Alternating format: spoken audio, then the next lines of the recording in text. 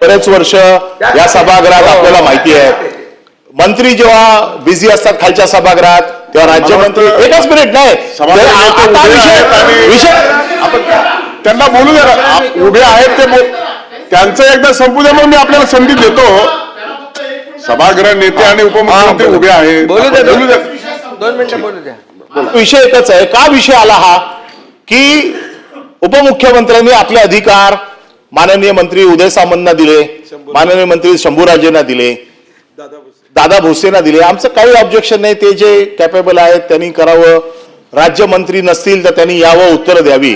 परंतु माझ्या गेल्या 4 अधिवेशनाचा अनुभव असा आहे की जिथे मी राईट ऑफ इन्फॉर्मेशन मध्ये माहिती दिली, जिथे इथे सभागृहात मान्य केलं कारवाई करतो म्हणून, परंतु ठरवूनच की कारवाई करायचीच नाही. मुंबई महानगरपालिकेचे मी कमीत कमी 7 ते 8 विषय दिले.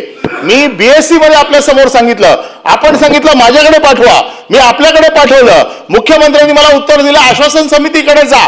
आश्वासन समितीकडे गेलो, आश्वासन समितीने माझ्याकडे लेखी लिहून दिलंय, अद्याप कुठलीही कारवाई झालेली नाही. 13 ते 14 विषय आज माझ्याकडे आश्वासन समितीचं लिखित उत्तर आहे की याच्यावरती कुठली कारवाई झाली नाही. मग काय आमचं काय फुटबॉल करतात तुम्ही, टाइमपास चाललाय इकडे? आम्ही येतो कशाला इथे या सभागृहामध्ये? आमच्या उपमुख्यमंत्र्यांनी त्याची दखल घेऊन त्या मंत्र्यांनी कारवाई केली.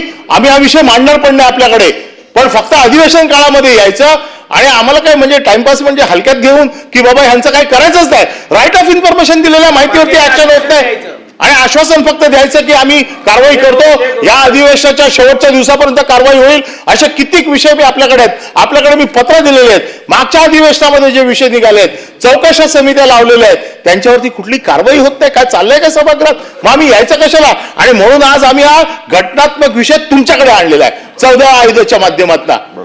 आमच्या मुख्यमंत्र्यांनी ताबडतोब दखल घेऊन कारवाई झाली, आमचं म्हणणंच येणार नाही त्याच्यामध्ये. सभापती महोदय, ताबडतोब दखल घेतली म्हणून मी आलोय आणि म्हणून आता त्यांचा जो काही बॅकलॉग राहिलेला आहे, मी आता शंभूराज देसाईंना सांगितलंय की जे तुमचे प्रश्न इथे जे उत्तरं दिलेली आहेत किंवा बैठका घ्यायची आहेत या सर्व द्या आणि 1 महिन्यामध्ये त्याची सगळी आपण पूर्तता करू. मी स्वतः वैयक्तिक लक्ष घालतो.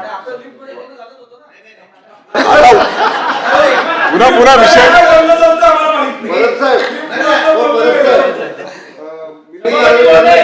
आणि एकच आहे याच्यामध्ये ओ शशिकांतजी, गैरसमज कोणाचा नसावा, कारण शेवटी या सभागृहामध्ये विधानसभा आणि विधान परिषदेमध्ये अधिवेशनामध्येच प्रश्नाला उत्तरं मिळतात, न्याय मिळतो.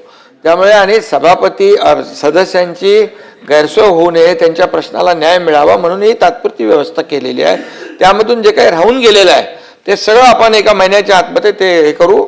संबंधित मंत्र्यालाही मी सांगतो, तुमचेही काही त्यात जे प्रलंबित विषय आहेत ते फ्रेश एकदा देऊन टाका, म्हणजे त्याचा आपण मार्ग काढून टाकू, काही प्रॉब्लेम नाही. मला वाटतं आता पुढे जाऊया आपण.